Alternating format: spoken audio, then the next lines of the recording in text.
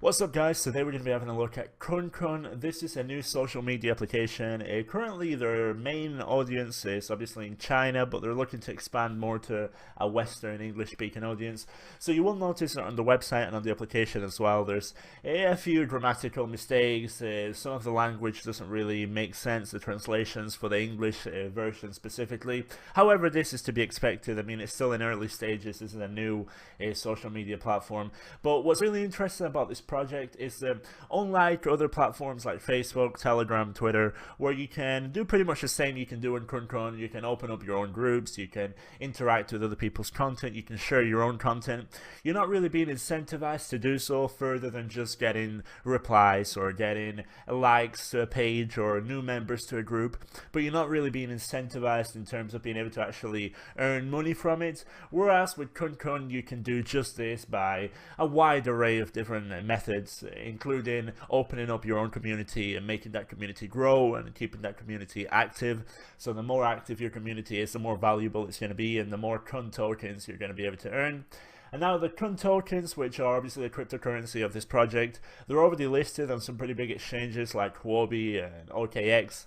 So you're not going to have a problem in being able to move those around if you choose to do so. So it's not one of those projects that only has their coins listed on maybe one exchange and it's a really obscure one like BTC Alpha or something like that. You won't have any problems like that. And the volume has remained pretty stable over the past week that I've been tracking it. And the 24-hour volume has been consistent around the $250,000 to $300,000 mark, which, considering the fact that this is a new project and it's still a pretty small user base, is quite impressive. And it does go to show that there's probably a lot of people who are using the Qun tokens, specifically obviously on their platform. Now, how can you actually earn Qun tokens? Well, once you get over the fact that this, as I said, is a platform that has some spelling mistakes and there's some words that won't make sense in the English version, they do say that they're working on it. And even when you open the application, it says that it's still in the beta phase. So obviously that's going to improve with time.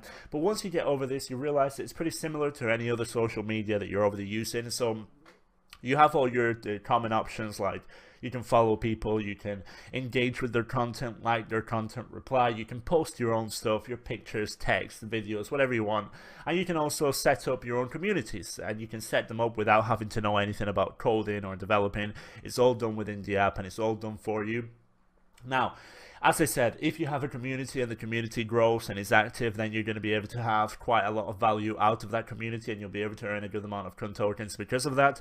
But if you're someone who just wants to participate and you don't want to set anything up, you don't want to moderate a group, then you can also earn by contributing, by moderating, by sharing content that's going to be interesting, by posting your own unique content that's going to be interesting to the people.